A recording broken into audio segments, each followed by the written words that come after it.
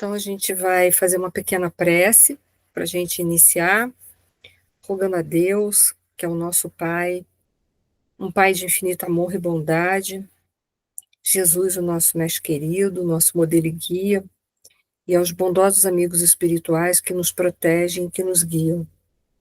Que a sua paz e seu amor possam envolver os nossos corações, nos fortalecendo, principalmente nos nossos momentos de provas e expiações, para que possamos, Senhor, extrair desses momentos o melhor possível, tirar as melhores experiências e ensinamentos possíveis. Gratidão por tudo, que assim seja. Graças a Deus. Gente, boa noite a todos.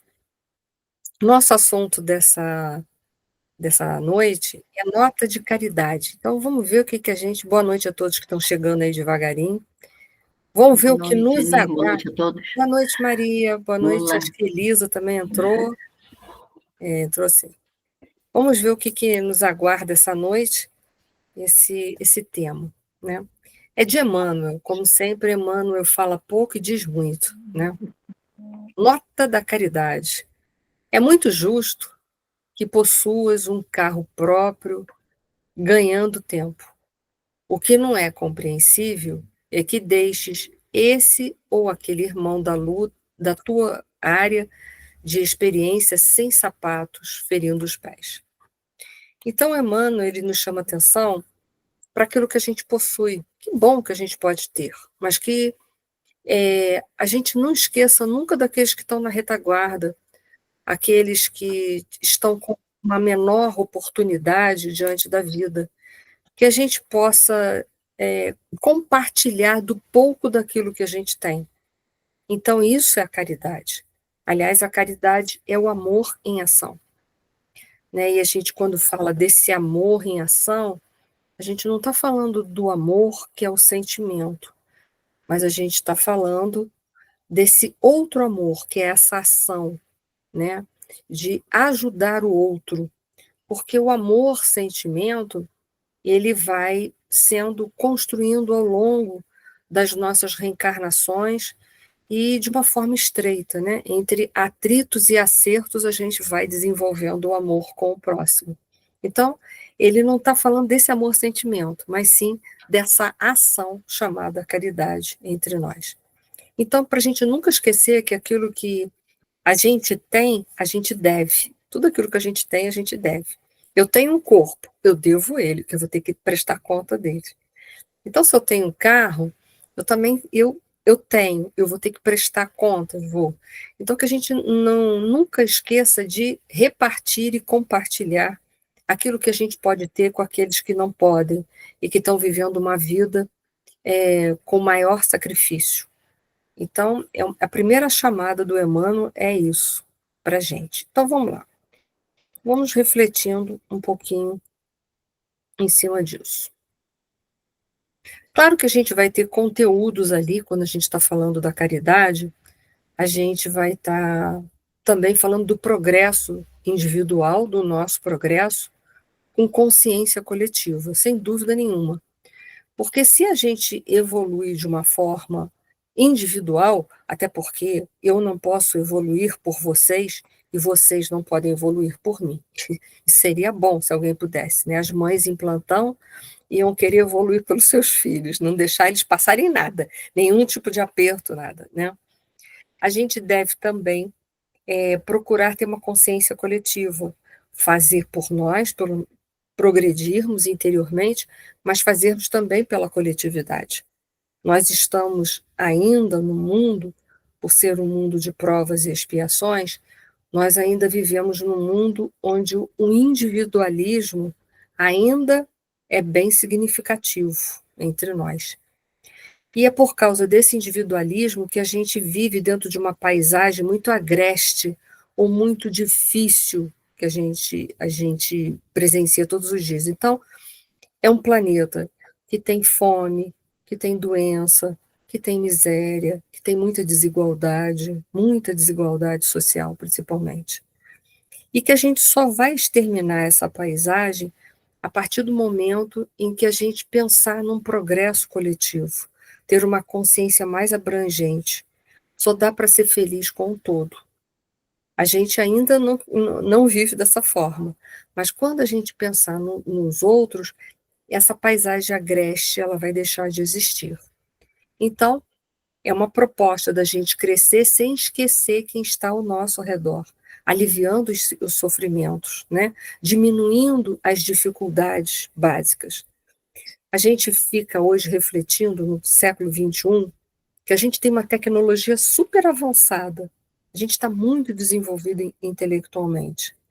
E em cima dessa tecnologia, desse desenvolvimento intelectual, a gente tem que parar para pensar como pode ainda haver miséria. Isso é uma reflexão que a gente tem que fazer. É porque existe muito individualismo, existe muito interesse em manter também, né, um interesse às vezes político e de manter pessoas na miséria para que, né, a política possa campear do jeito que quiser, possa, né, crescer do jeito que quiser. Isso é só um alerta, né? A gente aqui não está falando de política partidária, mas sim de política pública, né? Eu sempre brinco quando eu falo com as pessoas em palestra, em aula, que política partidária, se fosse bom, né, era inteira, porque partido, se fosse bom, era inteiro. Então, não é isso que a gente tem que visar. A gente tem que visar a coletividade, o bem como um todo, né? Então, política pública a gente pode falar. Então, a gente sabe que ainda existe muita miséria na Terra em função dos interesses pessoais de alguns grupos. E isso é o individualismo, né? Se campeando. E também, outros conteúdos, sucesso não deve gerar indiferença. Poxa, se hoje a gente andava, antigamente a gente andava de ônibus porque não tinha condições financeiras de ter um carro, e hoje a gente tem, né? A gente não é maior do que ninguém por causa disso. Não é maior do que ninguém. E é um gesto de grandeza a gente ajudar aqueles que não podem. Então, dá uma caroninha sempre que possível, né? Ajuda a diminuir um pouquinho as dificuldades dos outros. Quem nunca precisou de uma carona, né? Só para a gente parar para pensar. E um outro conteúdo, a gente vai ver uma área de experiência como comunidade. Aqueles que trilham caminhos parecidos podem se beneficiar mutuamente sem deixar ninguém para trás, né? Vai gerar um crescimento social muito grande quando a gente começar a pensar dessa forma. Mas ainda estamos capengando, mas já é algo para a gente o quê? Começar a despertar dentro de nós esse altruísmo, né? No Evangelho segundo o Espiritismo, no capítulo de número 13, que é o capítulo de número 13, não saiba, é intitulado, né? Não saiba a vossa mão esquerda o que faz a direita. Então, é o capítulo que vai trabalhar com personalismo, que a gente deve fazer, ajudar, mas sem fazer alarde, porque às vezes a gente deixa sempre um dedinho lá apontando, né? Fui eu que fiz isso, tá vendo? Fui eu que fui eu. A gente sempre deixa um dedinho, né? Mas parar com essa questão do personalismo e começar a fazer a caridade sem pensar em nada em troca, mas fazer com essa consciência de que se todo mundo se ajudar, a paisagem do mundo melhora, as dores do mundo vão diminuir e muito. Então, a nossa paisagem social vai ser muito melhor. Lá nesse capítulo 13, tem um item intitulado A Caridade Material e Moral, que é por um espírito chamado Irmã Rosália. E ela fala que na caridade material a gente dá alguma coisa, dá um dinheiro, dá um quilo de alimento, dá um casaco, dá uma roupa, enfim, né? Isso é a caridade material. E tem também a caridade material, até porque, desculpa, moral, tinha que ter, porque Kardec falou que fora da caridade não havia salvação. Então, pensa bem, se uma pessoa não pudesse dar nada de material, ela não poderia fazer a caridade, então ela não poderia estar salva. Então, a irmã Rosália, ela vai mostrar que existe a caridade moral. Na caridade moral, a gente dá o quê? A gente dá da gente.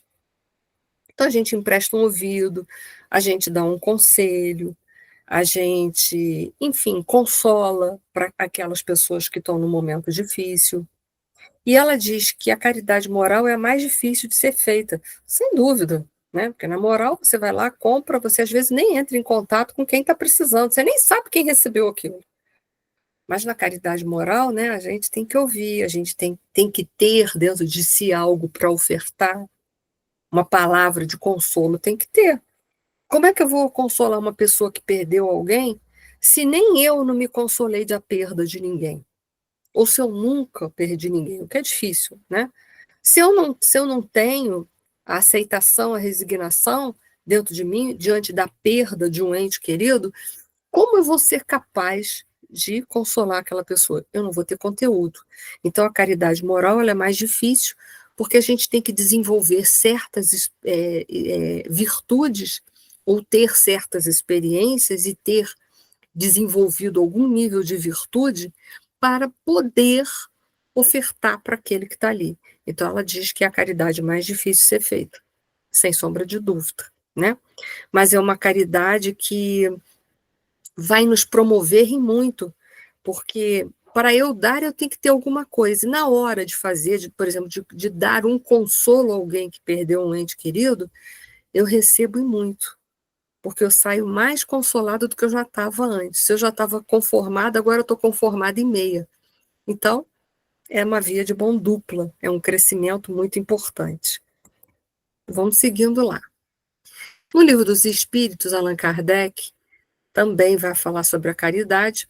Na questão 886, ele faz uma pergunta para os espíritos: qual o verdadeiro sentido da palavra caridade como entendia Jesus, e não como entendemos nós, né, sobre a caridade? E aí, então, os espíritos vão responder, e tem até aquela siglazinha, aquele acróstico, né, que é o BIP, né, benevolência para com todos. Ou seja, eu vou ser uma pessoa boa, apesar de. Eu não vou ser bom só com aquele que é bom comigo, ou com aquele que pode me dar alguma coisa em troca.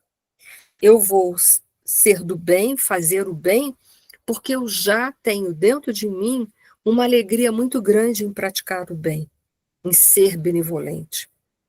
E ele diz, indulgente para com as imperfeições dos outros. A gente quase não é indulgente com as imperfeições dos outros, né? A gente, quando vê o mal de alguém, a gente, às vezes, se compraz naquilo, ou fala mal também junto. Já tem gente falando, a gente aumenta o falar mal. A gente divulga o mal das pessoas. A gente dá ênfase no mal das pessoas.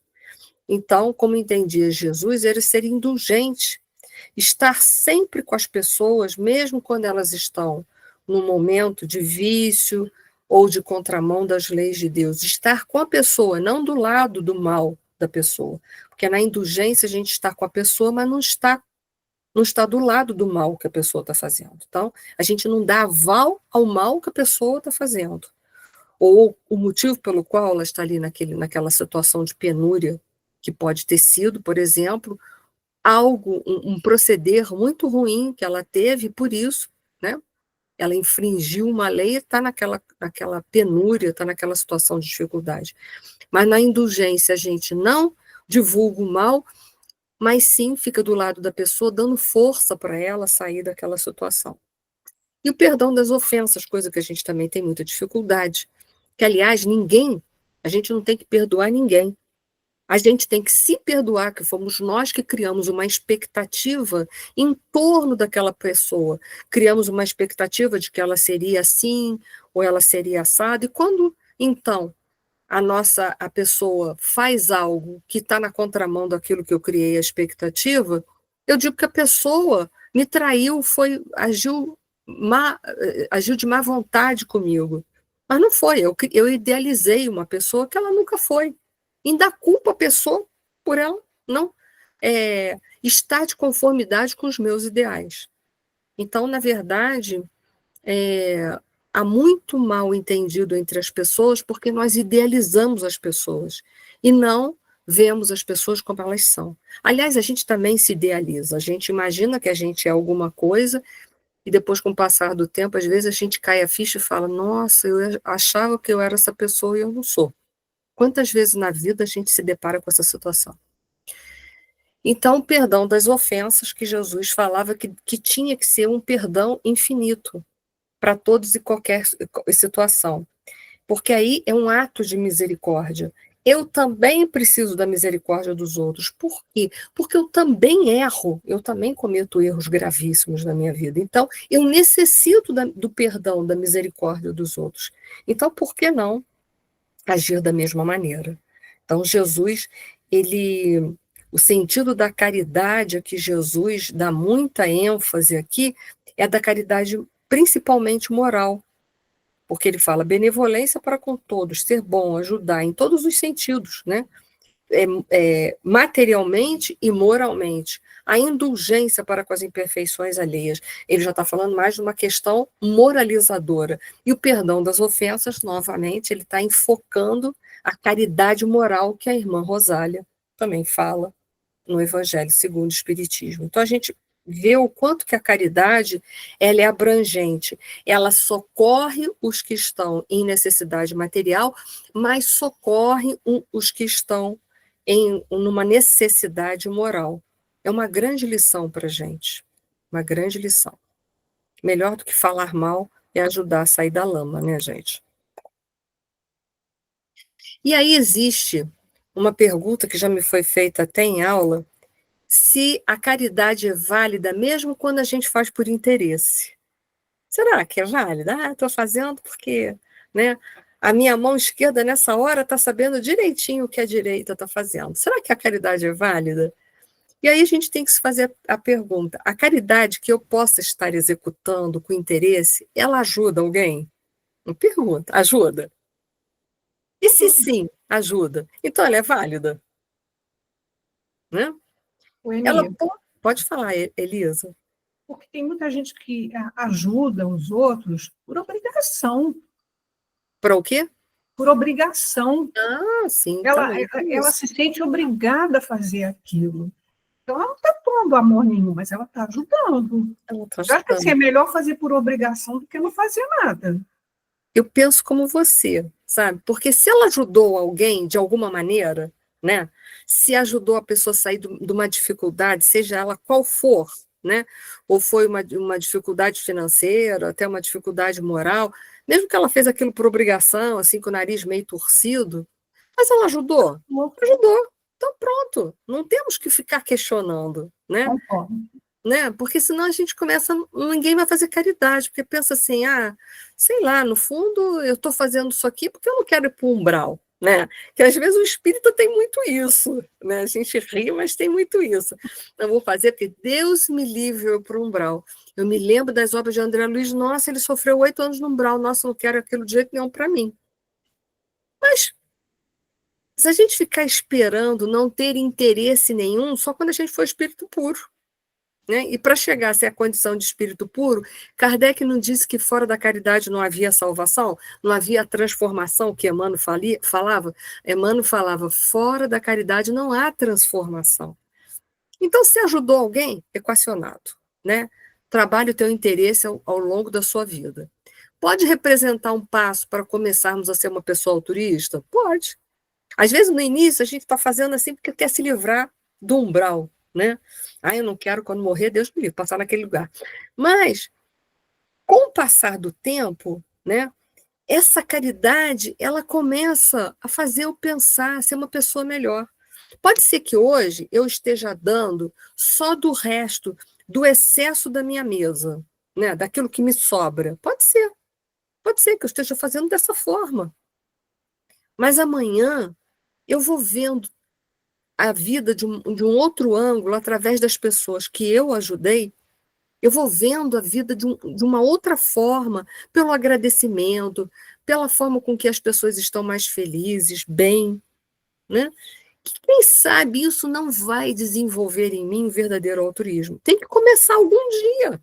A caridade tem que começar, como tudo começou um dia. A gente hoje pode ter dificuldade de perdoar grandes faltas, mas faltas pequenas a gente talvez hoje já está, ó, tirando de letra, é ou não é? Por quê? Porque começou com coisas pequenas e a gente depois alcançou o quê? Coisas grandiosas. Então a caridade é válida de qualquer maneira? Ela é. né? Só que aquele que fez por interesse, ele já recebeu o que ele queria, que era o motivo do interesse. Que pena, perdeu a grande oportunidade. Fez por ostentação, ganhou, porque conseguiu que os holofotes se virassem para ele. Já ganhou, a recompensa está aí. Mas quem sabe um dia ele vai fazer sem esperar absolutamente nada, nada. Vai fazer pelo imenso prazer que dá de ser bom e fazer o bem. É um passo. Então faz, mesmo que for por interesse. Pode falar, Elisa. Então, a gente poderia dizer que a caridade é um fator de transformação, né? É, eu vejo. Ela, Mesmo quando a gente faz de vez em quando por aquele grande interesse lá, pessoal. Eu aos vejo dessa poucos, forma. aos poucos vai se transformando, né? Você pode até não sentir muito prazer em fazer, mas isso vai, com o tempo, te transformando, né? Com certeza. Lembra das obras de André Luiz, no nosso lar, que o André Luiz era um materialista enquanto estava aqui encarnado, mas de vez em quando ele fazia receita, atendia os outros de graça, mas ele fazia aquilo de troça, né? Fazia. Quantos pontos renderam para ele lá no mundo espiritual? A Né? Ele senhora narra que me isso. ajudou, né? Mas quantas coisas. Né? Rendeu lá para cima. E foi assim, ele fazia por fazer, ele nem fazia esperando nada, fazia aquilo na brincadeira, né? Achava engraçado, vai lá, vai ajudar. Nem prestava atenção. Quanta coisa rendeu para ele, né? Então, assim, faça, começa, né? Isso é que é o importante. A gente tem que começar algum dia. Lao Tse falava que uma grande caminhada começa com o primeiro passo, e é verdade, né? Para você, se você tiver que caminhar da onde você mora até o centro histórico, sei lá se alguém aqui mora no centro histórico, mas enfim, para você chegar no centro histórico, vamos supor que você more muito perto, você precise dar, sei lá, vou quantificar, 100 passadas. Você não teve que dar a primeira? Sim, a primeira você não dava as outras 99. Então pronto, valeu a pena, não valeu? Então pronto, tem que começar. Né? Então vamos lá, vamos evoluir. Nesse livro aí, Libertação pelo Amor, eu me lembro quando esse livro foi lançado, eu fiquei tão feliz que eu logo comprei esse livro. Falei assim, meu Deus, se Joana já está dizendo que a gente já pode se libertar pelo amor, a coisa está boa para o nosso lado. Que tem dois mecanismos evolutivos para regular a nossa evolução na realidade, né? Um é a dor e outro é o amor. Se ela está falando libertação pelo amor, eu quero comprar esse livro. Eu comprei logo. Quando eu vi na vitrine, eu comprei o livro. Tem um capítulo de número 17 que ela vai falando sobre a evolução do amor. Então ela fala assim: sublime ação é sempre a da caridade.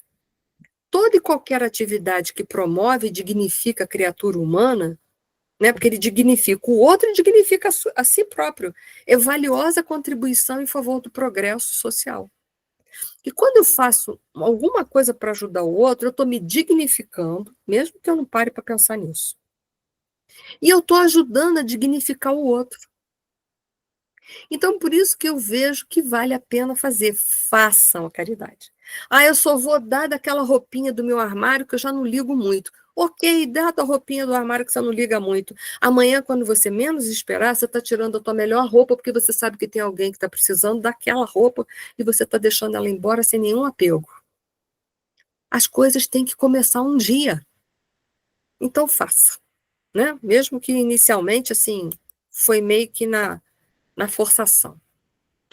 E hoje, para contar uma história sobre o nosso tema, né, que é a caridade, né,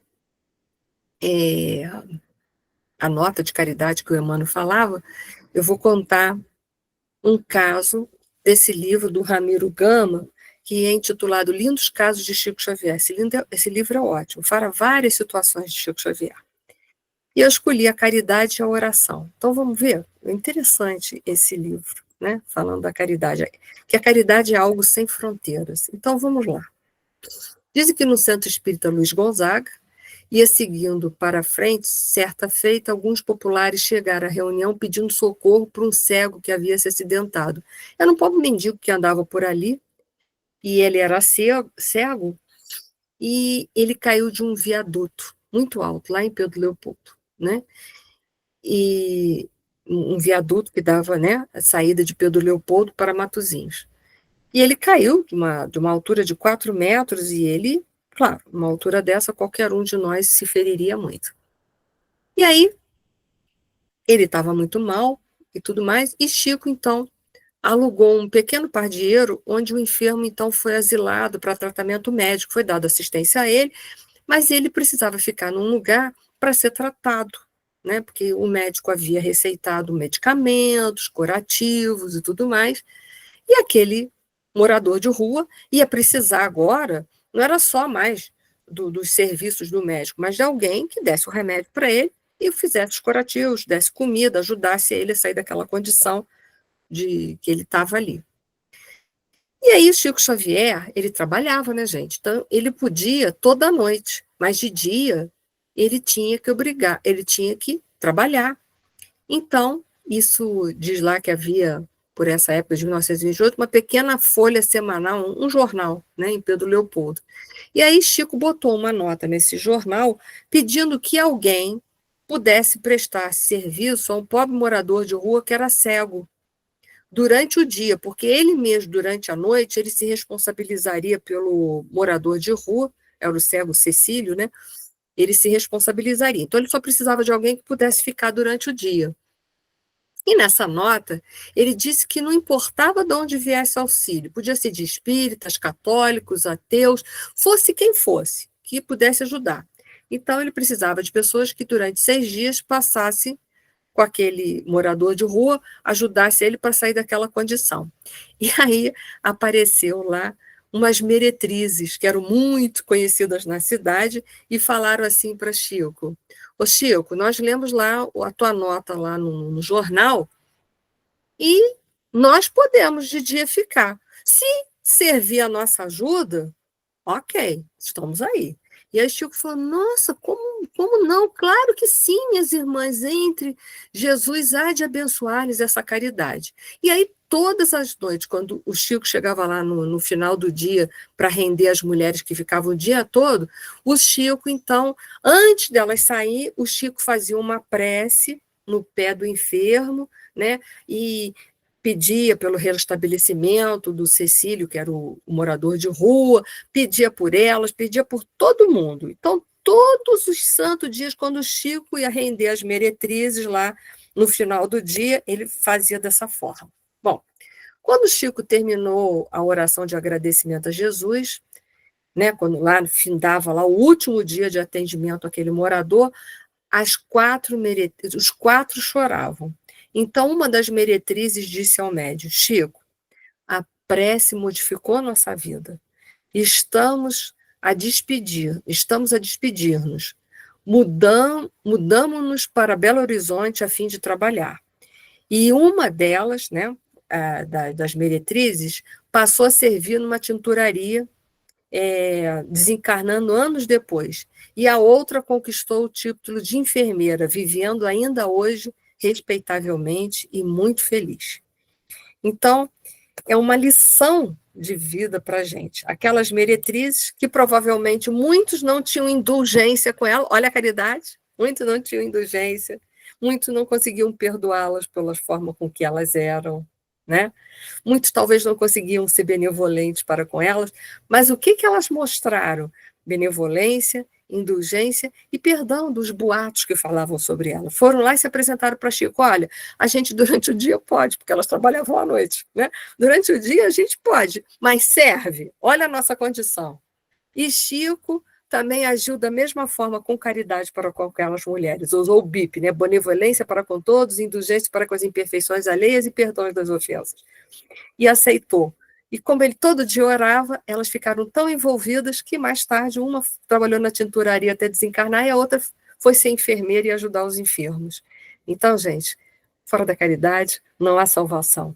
Não vamos perder a oportunidade de jeito nenhum. Vamos fazer a caridade de qualquer maneira. A caridade ajuda o nosso processo evolutivo e ajuda também ao crescimento de uma sociedade, tornando uma sociedade mais feliz e uma sociedade mais light, né? Porque o dia que a miséria sair da terra e a dor sair da terra, olha que coisa boa que vai ser, né? Então façamos a caridade do jeito que a gente der conta.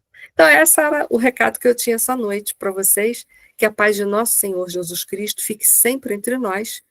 E abro para vocês, se vocês quiserem fazer mais algum comentário, se vocês trouxeram alguma coisa, estou aqui à disposição.